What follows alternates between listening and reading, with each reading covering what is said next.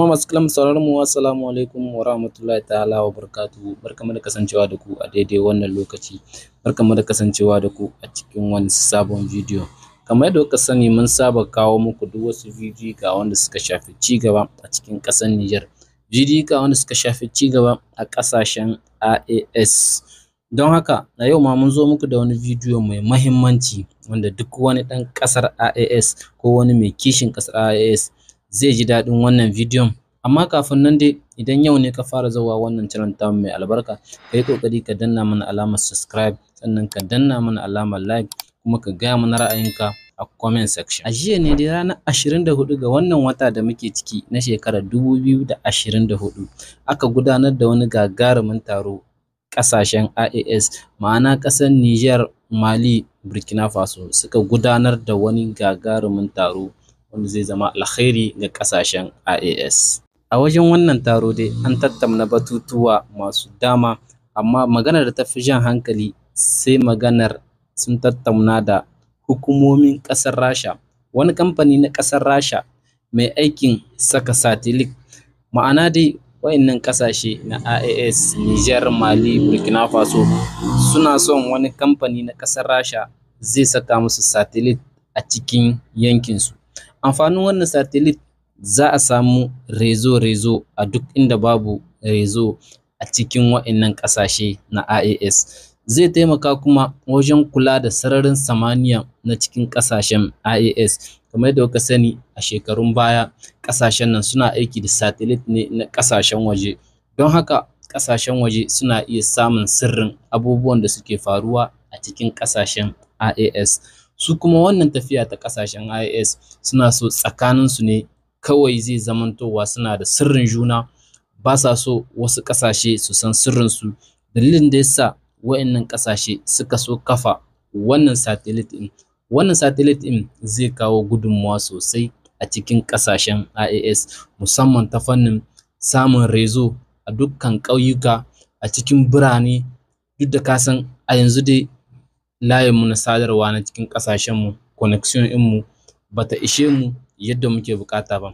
Dalilin wannan satelit ɗin da wannan ƙungiya ta IAS take neman kafawa nata ne a cikin ƙasashen IAS, zai ba da gudunmawa gagaruma da yaƙi da 'yan ta'adda.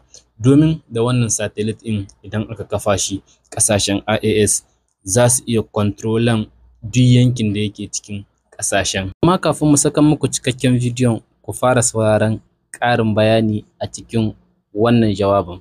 Kuma kar da ka manta, idan yau ne ka fara zuwa wannan channel tamu mai albarka, ka danna mana alamar subscribe, sannan ka danna alamar ƙararrawa, kuma ka faɗa mana ra'ayinka a comment section. Domin hakan yana ba mu ƙwarin gwiwa na zaƙulo muku duk wasu labarai da suke faruwa a cikin ƙasashenmu na IAS. A sha kallo lafiya.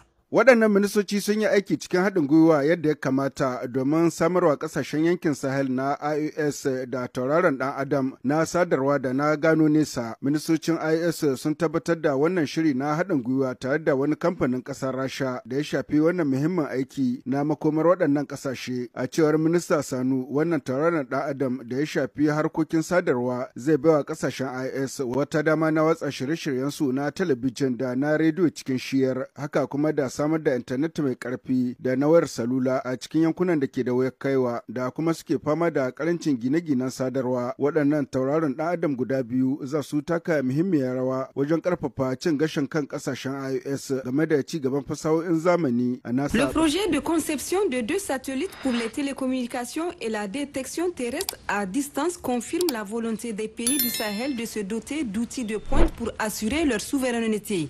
Lors de ces échanges avec les représentants de l'Alliance des États du Sahel et le partenaire russe, le président en exercice de l'Alliance des États du Sahel, le colonel Assimi Goïta, a exprimé son soutien sans réserve au projet structurant, mettant en exergue également l'importance de développer rapidement les compétences techniques locales pour sa réalisation. Il ne s'agit pas seulement de bénéficier des technologies russes, mais de former des experts locaux qui, à terme, assureront une gestion autonome de ces infrastructures, a clairement indiqué le ministre nigérien de la Communication, des Postes et de l'économie numérique, Sidi Mohamed Raliou, à l'issue de l'audience. Il s'agit pour nous de lui rendre une visite de courtoisie. Et notre rencontre porte sur la nécessité de déployer deux types de satellites. Le premier, c'est le satellite de communication qui va assurer l'Internet, la télévision et la radio. Le deuxième aspect du projet, c'est la constellation de deux satellites. Le premier est un satellite opto-électronique qui va nous permettre d'avoir des imageries satellitaires pour permettre à tous les secteurs de développement d'avancer sur la production, sur la santé, sur l'éducation, et sur la sécurité et la défense, et même le contrôle de nos frontières. Et le deuxième satellite de constellation concernera les radars de détection en matière de sécurité, en matière de prévention des catastrophes et de la gestion des catastrophes. La troisième partie de ce projet porte sur la formation des experts. Nous venons d'être ici par le président qui nous a soutenus et qui a demandé à ce que ces experts soient formés tout de suite, afin de nous permettre à terme d'avoir les compétences, l'autonomie et la souveraineté par rapport à la gestion de ces satellites. Le directeur général de la société Glass Cosmos, Ilia Tarasenko, lui, s'est appesanti sur l'efficacité attendue de ce partenariat pour résoudre non seulement les problématiques de sécurité avec la surveillance des frontières, mais aussi et surtout pour contribuer à l'essor économique des trois pays grâce à l'application des technologies spatiales. La particularité de ce projet réside en fait que ce projet sera réalisé dans le même temps aux intérêts des trois États de l'Alliance des États du Sahel, ce qui va nous permettre de répondre aux trois questions prioritaires. La société Glav Cosmos est une entreprise russe spécialisée dans les activités spatiales, fondée en 1985, filiale de l'agence spatiale russe Roscosmos. Elle joue un rôle clé dans la coopération internationale pour l'exploration et l'utilisation pacifique de l'espace.